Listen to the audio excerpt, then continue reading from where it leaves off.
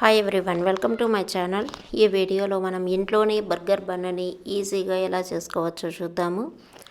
దీనికోసం మనం ఇప్పుడు ఒక బౌల్ తీసుకొని గోరువెచ్చటి పాలు ఒక 60 ml తీసుకోవాలి. అలాగే ఒక 15 గ్రాముల చక్కెర, ఒక 5 గ్రాముల ఇన్స్టెంట్ ఈస్ట్, ఇది బజార్లో దొరుకుతుంది. ఇవన్నీ వేసుకొని చక్కెర కరిగే వరకు బాగా కలుపుకొని 10 నిమిషాలు వదిలేయాలి. ఇందులో ఇప్పుడు ఒక 250 గ్రామ్ కానీ 240 గ్రామ్ కానీ మైదా పిండి, అలాగే 1/2 టీ స్పూన్ సాల్ట్ వేసుకోవాలి. ఇవన్నీ బాగా కలుపుకోవాలి. మీకు పాలు ఎక్కువైనట్లయితే కొంచెం పిండి వేసుకోండి, లేకపోతే పాలు సరిపోకపోయినట్లయితే పాలు వేసుకోవచ్చు, లేకపోతే వాటర్ అయినా వేసుకోవచ్చు.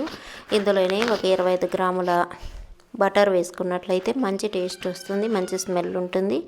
బటర్ లేని వాళ్ళు ఆయిల్ అయినా వేసుకోవచ్చు. ఒక 2.5 నుంచి 3 టేబుల్ స్పూన్ల ఆయిల్ వేసుకుంటే సరిపోతుంది. ఇవన్నీ కూడా బాగా సాఫ్ట్గా అయ్యే వరకు ఈ పిండి బాగా కలుపుకోవాలి. ఇలా కలుపుతూనే ఉండాలి. ఇలా మనం ఒక 6-7 నిమిషాలు కలిపిన తర్వాత ఇది సాఫ్ట్గా వస్తుంది. ఇలా సాఫ్ట్గా వచ్చినటువంటి ఈ పిండిని ఒక బౌల్లో పెట్టి ఒక కవర్తో కానీ లేకపోతే ఒక ప్లేట్ కానీ మూత పెట్టి ఉంచుకోవాలి. నేను ఇక్కడ కవర్ వేస్తున్నాను. ఇలా వేసిన తర్వాత 1.5 గంట సేపు మనం పక్కన పెట్టినట్లయితే మనం వేసినటువంటి బౌల్కి ఫుల్గా ఈ పిండి అనేది పొంగి ఉంటుంది. ఇలా పైకి వచ్చిన తర్వాత ఇందులో నుంచి గ్యాస్ మనం ఇలా పెట్టి నొక్కినట్లయితే గ్యాస్ అంతా రిలీజ్ అయిపోతుంది. ఇప్పుడు చూడండి, ఈ పిండి బాగా పొంగింది. ఈ పిండిని తీసుకొని మరలా ఒక 2-3 నిమిషాలు మనం ఒత్తుకుంటూ ఇలా సాఫ్ట్గా చేసుకోవాలి. ఇలా సాఫ్ట్ అయిన తర్వాత నేను ఇక్కడ వేసినటువంటి 240 గ్రామ్ పిండికి నాకు ఇక్కడ 4 బన్నులు వస్తాయి. మనకు బజార్లో దొరికే వాటికంటే మంచి టేస్ట్తో ఉంటుంది. ఇది సాఫ్ట్ అయిన తర్వాత దీనిని 4 భాగాలుగా కట్ చేసుకోవాలి. ఇలా 4 భాగాలుగా కట్ చేసుకున్న తర్వాత దీనిని ఒక్కొక్క పీస్ తీసుకొని ఇలా రౌండ్ చుడుతూ గుండ్రంగా చేసుకోవాలి. మనం ప్యాడ్ మీద పెట్టి ఇలా చేత్తో రౌండ్ చుట్టినట్లయితే మనకు రౌండ్ బాల్ లాగా వచ్చేస్తుంది. ఇవన్నీ కూడా మనం ఇప్పుడు పక్కన పెట్టేసుకోవాలి. అన్నీ ఇలాగే చేసుకోవాలి. మీకు ఇంకా ఎక్కువ కావాలి అంటే నేను చెప్పిన క్వాంటిటీలన్నీ డబుల్గా వేసుకున్నట్లయితే మీకు ఇంకా ఎక్కువగా వస్తాయి. వీటినన్నిటిని బేకింగ్ ట్రేలో పెట్టుకొని మీరు ఓవెన్లో అయినా పెట్టుకోవచ్చు, లేకపోతే కుక్కర్లోనైనా గ్యాస్ కట్టర్ విజిల్ తీసేసి ప్రీహీట్ చేసి కుక్కర్లో అయినా పెట్టుకోవచ్చు, లేకపోతే బాణలు కానీ ఏదైనా సత్తు గిన్నె కానీ అల్యూమినియం పాత్ర కానీ దేనిలో అయినా పెట్టుకోవచ్చు. ఇలా 10 నిమిషాలు వదిలేసిన తర్వాత ఇది కొంచెం పొంగుతుంది.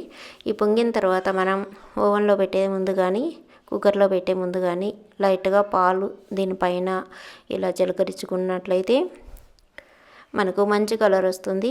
దీనిపైన మనం నువ్వులు ఉన్నట్లయితే తెల్ల నువ్వులు వేసుకున్నట్లయితే చాలా బాగుంటుంది. ఇప్పుడు దీనిని ఓవెన్లో పెట్టేవాళ్ళు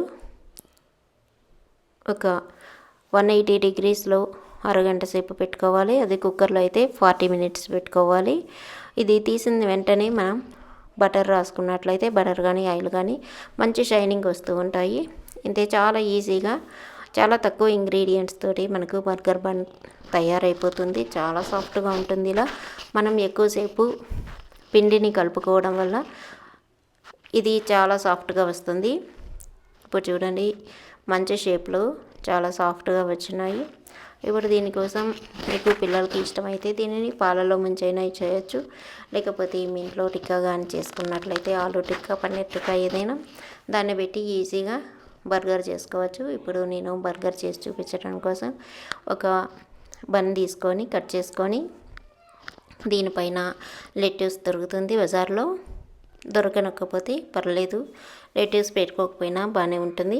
దీనిపైన ఒక చీజ్ స్లైస్ పెట్టుకొని దానిపైన టిక్కా పెట్టుకొని ఇంకొక చీజ్ పెట్టుకొని, ఇక్కడ నేను డబల్ చీజ్ బర్గర్ చేస్తున్నాను.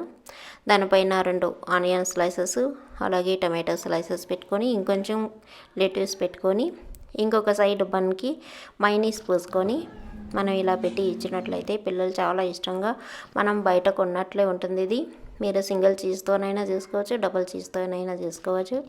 అందరూ తప్పకుండా ట్రై చేయండి. Thanks for watching.